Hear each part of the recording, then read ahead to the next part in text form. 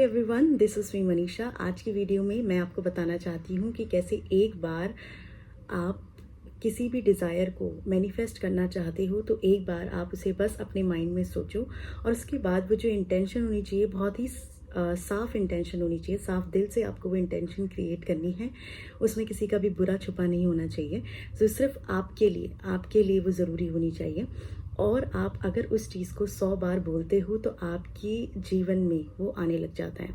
अब ये 100 बार ही क्यों ज़रूरी है? वो इसीलिए क्योंकि जो हमारा नर्वस सिस्टम है ना, वो काम कैसे करता है? वो काम करता है हमारी सबकॉन्शियस के बेसिस पर।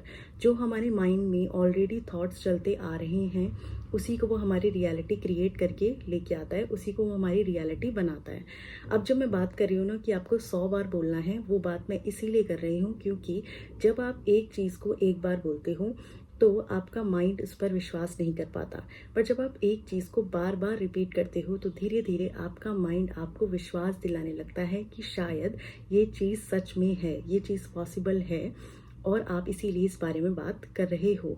आपने ये नोटिस किया होगा कि जब हम बहुत दुखी होते हैं तो हम एक बात को बार बार रिपीट करते हैं, बार बार बोलते हैं और बार बार उसे डिस्क्राइब करने के लिए कोशिश करते हैं कि कोई ना कोई हमें ऐसा इंसान मिल जाए जिससे हम बार बार उसी बात को उसी इमोशंस के साथ डिस्क्राइब करते जाते हैं और फिर वैसे इंसिडेंट हम अट्रैक्ट करते हैं। ये बात मैं आपको इस वीडियो में इसलिए बता रही हूँ क्योंकि जब हम दुख को बार बार बोलते हैं तो हमारे जीवन में और दुख आने लगता है और हमें ऐसे लोग मिलने लगते हैं जो हमें बताते हैं कि आसपास उनके जीवन में भी वही दुख चल रहा है। तो लॉ ऑफ अट्रैक्शन यही तो है आकर्षण का सिद्धांत कि आप बार बार किस चीज़ के बारे में बात कर रहे हो।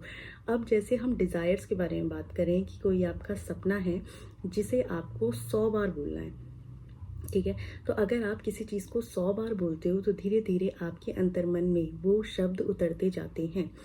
जैसे ऐसा बोला जाता है कि अगर आप किसी चीज़ का जाप करते हो तो इसे 108 बार बोलना बहुत ज़रूरी है क्योंकि जब आप एक बार उस मंत्र का जाप करते हो, कोई भी मंत्र का आप जाप करते हो तो वो इतना ज़्यादा आपको महसूस नहीं होता। बट जैसे जैसे आप उसे बोलते जाते हो आपके आंतरिक मन में एक शांति आने लगती है। इसीलिए आपने सुना होगा कि होपोनो के लिए भी हमें बार बार हीलिंग प्रोसेस स्टार्ट करना चाहिए, बार बार उसे कंटिन्यू करना चाहिए, हमें बार बार ग्रेटिट्यूड करना चाहिए। तो क्यों ना अपने सपनों को 100 बार बोला जाए।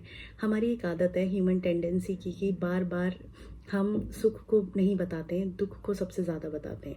हम सुख के बारे में बात ही नहीं करना चाहते कि हमारे जीवन में क्या है, क्योंकि एक ह्यूमन साइकोलॉजी है कि हमें अच्छी बातें नहीं करनी है, हमें बुरी बातें करनी है, हमें बुरी बातों के बारे में बात करनी है क्योंकि हमें बहुत अच्छा लगता है। तो वो आपको नहीं करना है। आपको वो चीज़ डिज़ायर्स, जो भी आपके डिज़ायर्स है, उसे अट्रैक्ट करने के लिए आपको पहले वो बातें करनी होगी। बार बार उस बारे में बातें करो।